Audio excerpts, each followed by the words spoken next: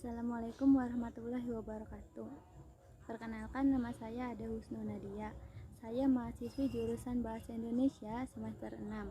Di sini saya akan mempraktikkan proses pembelajaran secara daring melalui video. Video ini merupakan tugas akhir dari mata kuliah Micro Teaching yang diampu oleh Bapak Udin Kamiludin MA.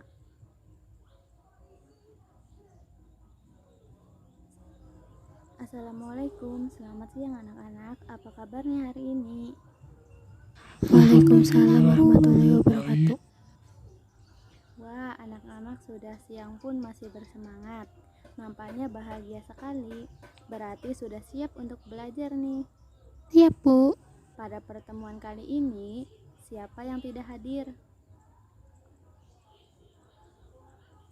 Yang tidak berangkat pada hari ini Ara, Pandu, sama Jali, Bu. Ara tidak hadir karena kesiangan, Bu, katanya. Kalau Pandu sakit, Bu, dari kemarin tidak masuk. Jali nggak ada kabar. Ya sudah, kalau begitu kita doakan yang sedang sakit agar lekas membaik, yang kesiangan agar hari-hari berikutnya tidak kesiangan, dan yang tanpa kabar semoga baik-baik saja. Baik anak-anak, sebelum dimulai alangkah baiknya kita berdoa terlebih dahulu agar semua materi kali ini dapat mudah dipahami dan proses pembelajaran berlangsung dengan lancar. Berdoa, mulai. Terima kasih anak-anak. Selanjutnya kita akan mengulas materi pertemuan sebelumnya. Ada yang masih ingat? Iklan, Bu. Ya, betul. Iklan itu apa? Iklan adalah bentuk penyajian dan promosi baik barang atau jasa yang singkat, jujur, dan menarik.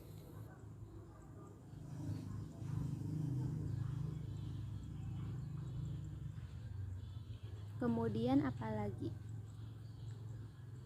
Ciri-ciri, tujuan, jenis, dan unsur. Nah, baik. Pintar sekali. Hebat.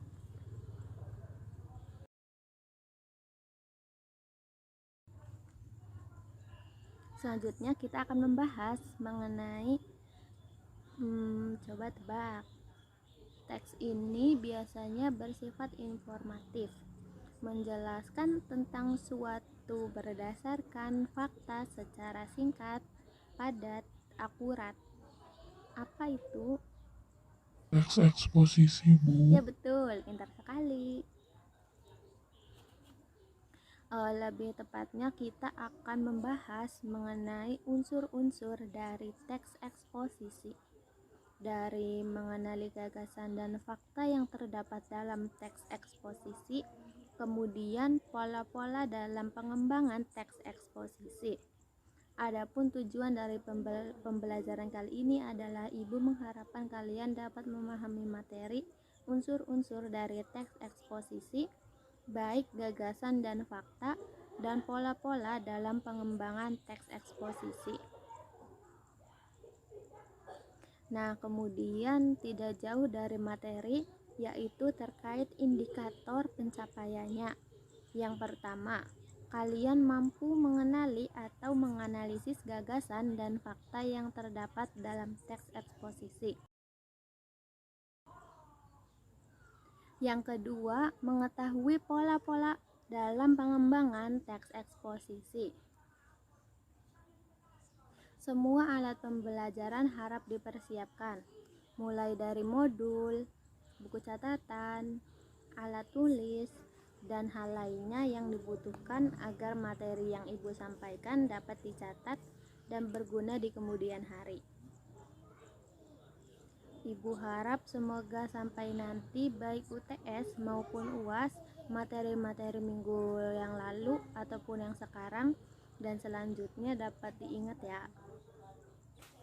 Sudah siap perlengkapan belajar hari ini? Siap, Bu. Bagus. Murid-murid Ibu sigap dan memiliki semangat belajar yang tinggi. Langsung saja kita mulai pada materinya.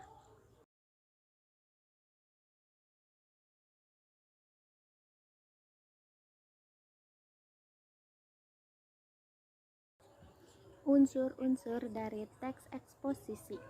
Sebelum kita membahas unsur-unsur, alangkah baiknya kita mengetahui terlebih dahulu teks eksposisi.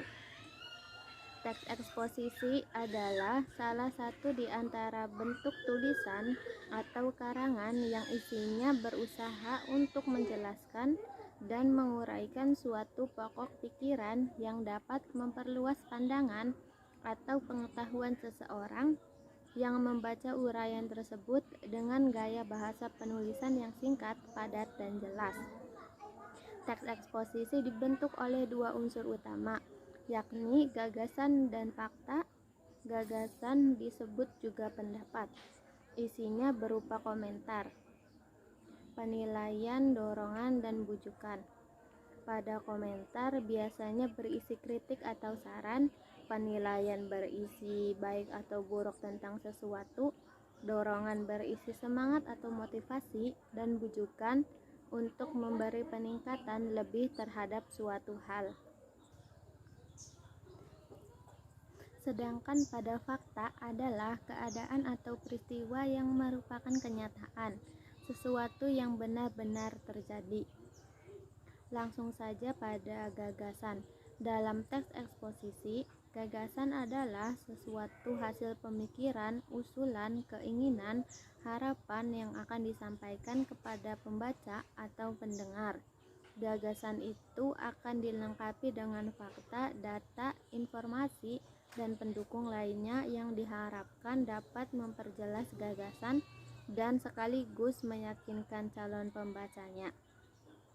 Menurut Widya Maitaya, gagasan adalah kesan dalam dua batin seseorang yang hendak disampaikan kepada orang lain. Gagasan berupa pengetahuan, pengamatan keinginan, perasaan, dan sebagainya. Penuturan atau penyampaian gagasan meliputi penceritaan, pelukisan, pemaparan, dan pembahasaan. Adapun tujuan dari gagasan adalah menyampaikan gagasan berupa data bukti, hasil penalaran, dan sebagainya dengan maksud untuk meyakinkan pendengar atau pembaca tentang kebenaran, pendirian, atau kesimpulan pembicara. Gagasan sering muncul dalam sebuah diskusi, rapat, seminar. Gagasan disampaikan untuk memecahkan masalah, bukan untuk memperkeruh masalah. Gagasan yang disampaikan harus objektif dan masuk akal. Lalu hal-hal yang diperhatikan dalam menyampaikan gagasan. Gagasan disampaikan secara terbuka dan didasari pemikiran yang sehat, logis, dan objektif. Gagasan disampaikan dengan bahasa jelas dan lancar. Gagasan yang disampaikan harus mengenai masalah dan tidak keluar dari permasalahan yang dibahas. Menghilangkan rasa emosional dan tidak memaksakan pendapatnya harus diterima. Gagasan yang disampaikan tidak boleh menjelekkan orang lain. Gagasan dapat berupa contoh pelaksanaan dari gagasan yang muncul dari orang lain. Menggunakan kalimat yang singkat, padat, dan jelas untuk mengungkapkan gagasan tersebut. Contoh kalimat gagasannya yaitu, pengelolaan hutan tidak menunjukkan adanya tanda-tanda perbaikan dibanding tahun sebelumnya. Jika pemerintah tidak bertindak secepatnya, maka kerusuhan di berbagai daerah akan terus meningkat. Pendidikan di Indonesia sudah baik, tak selamanya mendung akan hujan. Generasi Indonesia masa kini akan menjadi penerus bangsa di kemudian hari. Lalu fakta dalam teks eksposisi. Pengertiannya yaitu, fakta adalah hal atau keadaan yang merupakan kenyataan atau sesuatu yang benar-benar ada atau terjadi. Fakta bersifat objektif.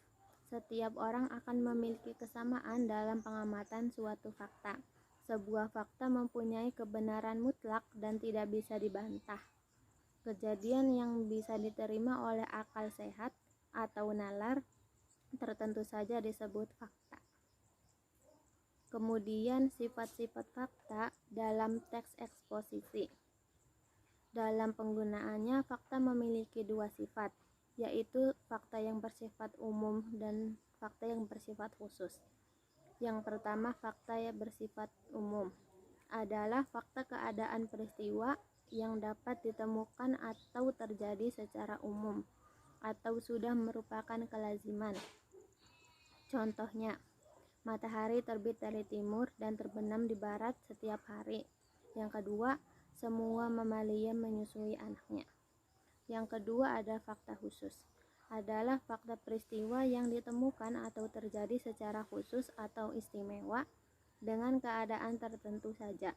Contohnya, pasangan Jokowi Ahok memenangkan Pilkada DKI Jakarta pada tahun 2012. Kemudian pada pola pengembangan teks eksposisi. Teks eksposisi terdapat dua pola pengembangan diantaranya. Yang pertama, paragraf umum khusus. Adalah suatu paragraf yang disusun dengan mendahulukan kesimpulan pada bagian awal. Dalam kesimpulan diterangkan terdapat gagasan utama yang diuraikan dengan bukti, fakta, atau contoh melalui gagasan pendukungnya. Yang kedua, ada paragraf khusus ke umum. Adalah suatu paragraf yang disusun dengan cara menguraikan data empiris berupa bukti, fakta, atau alasan sebagai gagasan penjelas pada awal paragraf yang diakhiri dengan kesimpulan berisi gagasan utama pada bagian akhir.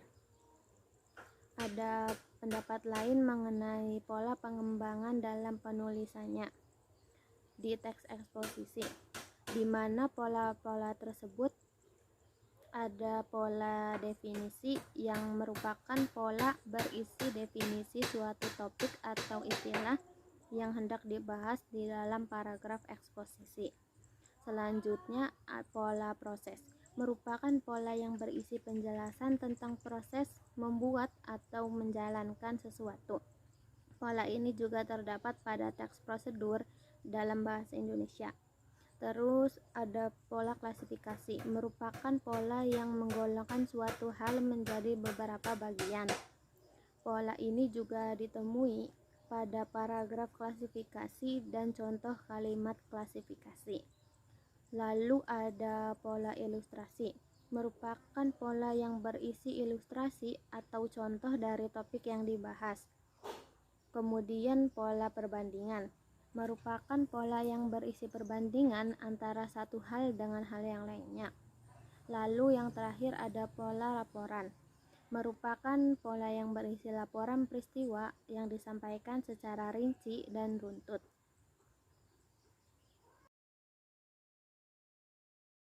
Baik anak-anak, kita sudah di penghujung pembahasan mengenai unsur-unsur teks prosedur. Bagaimana catatannya sudah lengkap? Ibu beri waktu 5 menit untuk kalian mengecek buku catatan kalian. Hal-hal yang ingin ditanyakan dapat dipersiapkan ya.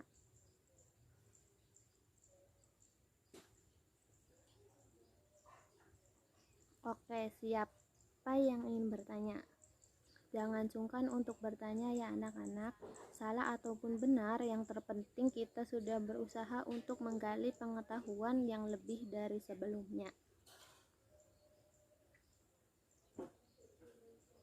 Baik, jika semuanya tidak ada yang bertanya, baik anak-anak, ibu akan menjelaskan terkait arahan penugasan.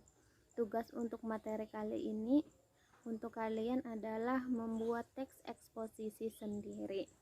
Temanya bebas dan tidak boleh ada yang sama. Batas pengumpulannya 5 hari setelah penugasan. Paham anak-anak? Paham, Bu. Bagus. Jika pada pertemuan hari ini kita membahas mengenai gagasan dan fakta serta pola-pola pengembangan pada teks eksposisi, maka pembelajaran selanjutnya ada yang tahu? Menyimpulkan teks eksposisi, Bu, memperinci gagasan umum dan khusus, serta jenis-jenis paragraf berdasarkan gagasan utama. Bagus, pintar sekali murid ibu. Ayo yang lainnya lain kali. Jangan hanya membaca materi yang ibu perintahkan saja ya. Sesekali kalian mengekspor diri untuk membaca lebih. Sungguh sangat memuaskan pertemuan kali ini. Pesan ibu, nanti harus diulang lagi ya agar tidak lupa. Terkait pembelajaran hari ini agar mendisiplinkan kalian untuk atau memotivasi kalian agar cita-cita kalian tercapai. Ibu doakan agar kalian menjadi orang yang sukses dan mampu menggapai cita-cita kalian semuanya. Baik anak-anak ibu, sekarang rapihkan dulu bukunya dan ganti buku ke pelajaran yang akan dipelajari nanti dengan guru yang lain. Kita sama-sama berdoa agar menjadi ilmu yang bermanfaat. Sampai ketemu lagi besok, semoga dalam keadaan sehat dan semangat.